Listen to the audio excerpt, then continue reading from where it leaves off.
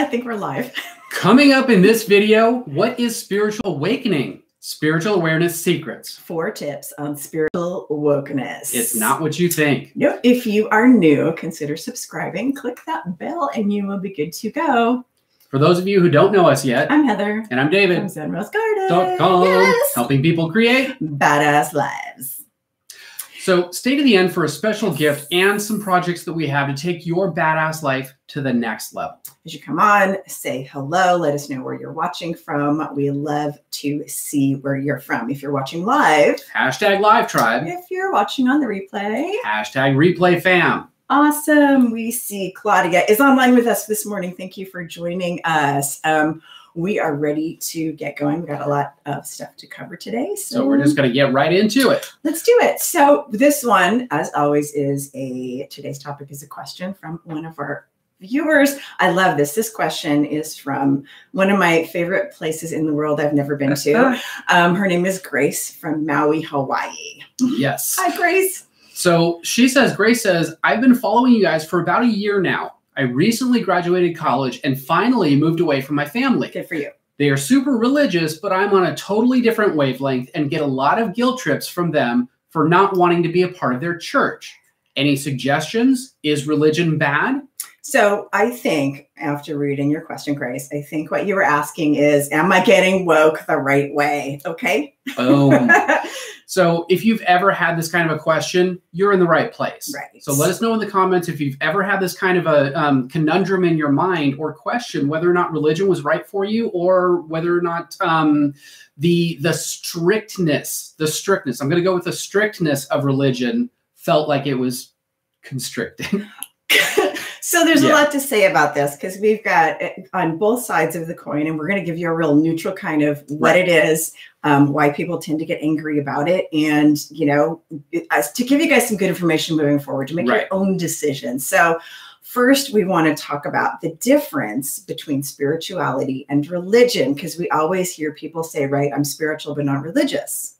Awesome. So here's kind of some definitions for you. Right. And the difference between religion and spirituality is that religion is a system to help you understand the nature of God, goddess, creator, pasta, the universe, according to the founder or creator of that particular system and how they got to their own spiritual connection. So spirituality itself is your direct personal connection, your spiritual connection to that energy. So the religious system itself is a code of ethics that's connected to a deity or deities that are in charge of that code of ethics. It's a pathway that is designed to get you to that connection. The connection itself is the spirituality. The system to get there is the religion. So I want to clarify, because I often hear people, especially in metaphysics and New Age New Thought kind of systems, that they become very bitter about organized religion, complain about all the rules and throw up their hands and walk away. And for David and I, we've got clients that, religiously follow their religious path and are also very spiritual people. And they do it religiously. So, it just kind of, it's so, but what I find what people are saying when they throw religion out, like it's bad, bad, bad, is I find that this usually stems from the people that they've encountered within that system who are rigid and fearful rather than the system itself, because most systems, and I've studied religions my entire life, been super curious about how we see the divine differently in different systems. And I find that most systems themselves have really similar basic code of ethics with a little different sprinkles in each one. Yes. So I think most of the time it's the people that come into conflict with other people. So they're just like, screw it, the whole thing. It's the people versus people, not necessarily the people versus the system. So I like, my favorite, I'm going to go simple and then we're going to go into detail. The Dalai Lama says, my simple religion is kindness. And I agree that is the end game. There still seems to be a lot of anger around the topic of religion itself. So we wanted to explore that a little bit more in today's live because we often get these kinds of. Let's see, who else? Hatal, Marie, Amy, and thank you for joining us. It is so great to have you all here. And we're just going to keep going. And we've got a lot to cover today. So we're just going to keep going with it. So tip number 1, religions were the original self-improvement systems. So how did they start? Right. This was my question. I was that kid that at 5 years old was like, why are there so many religions? Where is God? You know, I was the one with the annoying question. So who thought of doing this first? Ooh. So perhaps this is my kind of thought. And it's theory, because we don't know these people. Well, and it's a theological theory. Right. You know, for some of you know, one of my masters is in theology. I finally put a paper behind it. But in my theory and in theological theory, a person is struggling at one time and begins seeking answers. Or you have one person who has an experience that brings them into direct connection with what we call the spiritual world. A confrontation with the spiritual world. So that experience was very exciting for them. Their life improved, but then they had to find a way to create that ongoing connection to that world. So that sage, mystic, prophet, whatever you want to call it, reverse engineered how they got there and then taught others. This eventually became systematized and then became a religion. Bam, religion is born. So that religion was now a framework to bring other people into congruency with that spiritual world. So it's a structure for the chaotic mind and the chaotic life to create inner peace and to calm the primal mind and to bring you into connection. It's an operating system. It's evolution, motherfucker. Yeah. There might be. We're talking about religion here. Anyway, now we move on to tip number 2. We are drawn to something bigger until we figure out who we are.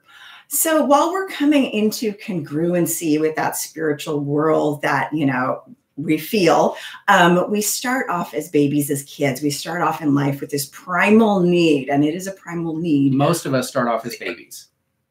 Right. For comfort from something bigger than ourselves, right? So our parents provide us with this unless we are living in kind of an emotionally unsafe home, right? Right. So in the perfect world, our parents provide this for us and show us that we're safe in the world. Religion can provide a knowing that there is something bigger than yourself and brings that primal peace to the mind that you have a safety net, that the God has got your back. So this doesn't the God. This might necessarily, this could be God. It could be the universe. It could be unified field theory, a unified field of energy. So this does not mean you necessarily have to believe in God, because this can apply to atheists and agnostics as well, or aliens who planted us here in some weird experiment. Right. So it's something bigger than yourself. So when we don't have any kind of construct, however simple. Like a simple knowing that we're part of some energy that connects us to nature or the cosmos. We may run around in a state of fear that at any moment we can be snuffed out, and poof, that's it. Like a candle. That's where it's stressful. That's kind of stressful. So now we're going to move on to tip number 3, the safety net. So in times of need or trauma, we crave comfort and we crave to seek and reestablish a structure and an order in our life, right? It's chaos. Right. And so we seek that structure. The order inside of the chaos, because our mind is chaotic anyway, and we've evolved to create some kind of a structure to establish that order, which brings a peace of mind, literally peace to your mind with order. So this is why... right now is a time when people tend to find religion when they have religion. To find religion. Sounds like define. Anyway, so people tend to go and seek out some kind of a religious structure or a structure to calm their primal mind.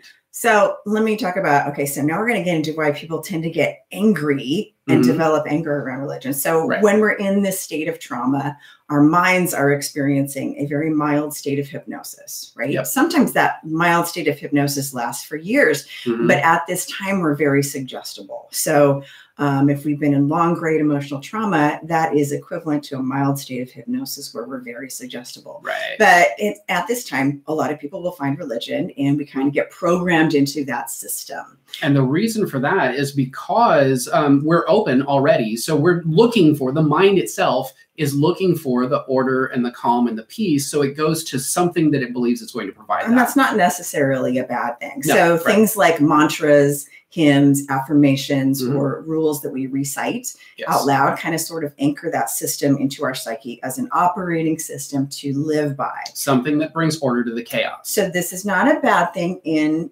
and of itself. Right. Unless. So when it is time to upgrade, the rules and the dogma that brought us to that original comfort, when that starts to prevent the upgrade by causing fear of going against that program, that's when you can become very fearful and a little bit angry and resentful to the system that at one time brought order is now preventing you from evolving. So people get angry within the system. So two things can happen at that point. And this is when spiritual wokeness starts to happen, right? When you're bucking against something that's no longer working. So now two things. People can now become very fearful and say our way is the only way. Because they have to hold on to their structure. So this is what's happening with Grace, who had the question originally, is you've got this people that are in a system that's very structured. Now, one person wants to leave the system because they're feeling something else they need outside of the system. So the people within the system are like, our way is the only way, become very fearful. Or you go the other way and you throw everything out and run for the hills to find the shaman. So it's kind of, you see where we're going with this. It's looking at the religion as the code, the structure. So when that starts hindering your growth, it's time to upgrade. So tip number 4 is there is no growth in the comfort zone. Okay. So while structured systems tend to help us make sense of a chaotic world, people may get stuck in the comfort zone. However, when you're going through a period of growth, usually it's accompanied by a period of chaos and upheaval. Raise your hand if you've been there more than once. I'm going to raise all of them. All the hands. Which is why somebody going through the chaos created the system in the first place, right? To help others navigate the pitfalls going through the chaos. So it's sort of like this it's sort of this loop that's kind of ironic and funny if you think about it. Yep. So the comfort zone can turn into the danger zone if you get stuck onto the spiritual masks and the costumes and the languaging of the system, as if that is the system itself. Keep in mind, the system is only a structure to connect you to the spirituality of the event, or the event of spirituality. Right. And I think this is where people get angry, right? Because they begin to see the system as the actual, the meat beneath it. So the language and the structure is the operating system to get you to the real connection, which is your spirituality and communion with whatever it is that guides you into your most blissful and joyous badass life. Yep. But because consciousness expands by allowing for all possibilities that may go outside of that original system of rules that you started with, you may at some point experience a spiritual crisis with your current set of rules and begin to question if that original program is still working with where your life is going. So we'll talk a little bit about the danger zone. The danger zone happens. Danger zone. I knew that was going to come up at some point. So the danger zone happens when you use the system you have as a mask to show others that you are okay by showing behaviors on the outside, but hiding on the inside, or you blindly follow a system instead of working deeper to upgrade your consciousness and work on the issues that caused the trauma that got you there in the first place to the same religion. So this is where you can get stuck in a loop, and we see people parallel move from one religion to no religion, to another religion, to a cult, to so if this is making sense to you, drop a hell yes in the comments, because we love hearing from you guys. So now it's time for the bonus tip. Now, to answer the question, how to know if you are woke. Okay, this obviously means different things to different people, but what it means to me, to us, is first seeing the royal me. The royal we. Is seeing past. I was trying to say mask. By seeing past the masks of the spirituality we operate under, and getting to the real authentic you underneath, and understanding that the masks are the operating system that delivers the meat of the matter. So make sense? You are not trying to force your system, whatever it is, onto other people. At least we hope not. Well, and so the at least we hope not. I know that wasn't what you were going with. Well, understanding the master of the operating system that delivers the meat of the matter. And this is why we have so many different religions, right? Because we've had so many different people, sages, mystics, create a system that works for them and their culture and their joined language of that system. Yep. So when you get to that point where you're totally free to be yourself without the extremes of being a tool or being a robot blindly following the rules, then you're pretty woke. Right. So it's like you're somewhere in the middle. You're not blindly following rules, and you're also not a jackass. Right. Saying, I can do whatever I want. You can get there within a religious system, a spiritual philosophy, a humanistic code. Or by being nice to your grandma and rescuing kittens. Meow. Yeah. So religion. I'm just waiting for Blue to come to the door. Yeah, anyway. We locked the cat out. Religion, so religion as well as other spiritual systems or even philosophies like metaphysics are a balance of faith and exploration. That's what kind of makes it. We have faith in something bigger and we're free to explore possibilities. Yep. And any system, religion, lack of religion, any spiritual system, philosophy, or book club can get rigid if you're not continuing to evolve and stay curious. Curiouser and curious. Be curious, because the universe is expanding, right? So if God is the same always, then God's not learning anything. So whatever your concept is, that concept is always expanding. So you should be expanding. Yeah, and one of our concepts is that the concept of God is constantly evolving. So the thing about it is you can expand within the system that you're in, and you can expand outside of it. It's just whatever is right for you is right for you. But stay curious to get woke AF. So I hope that makes sense to you guys. So you just learned what is spiritual awakening, spiritual awareness secrets, and how to know if you are woke. Absolutely. So we know that self-growth and developing your intuition for a badass life go hand in hand. They go together. So if you're ready to level up, come on over and join Zen Ed Academy. Say that really fast before the second coffee, where we teach our advanced courses for professionals or those that want to level up their intuitive skills and self-growth. Even if your goal is not to pursue a career in the intuitive arts, intuition is still a very important part of making the right decisions for your life. Plus, you get all of the past courses with your membership. If you're ready to start working with us right now, go ahead and click the link in the description. Be sure to be awesome, stay awesome. And so if you're not ready for that, we do have our free Badass Life Bootcamp, where you can get self-growth tips and resources each week. Just link like in the this. description Just is there like too, this. just like this.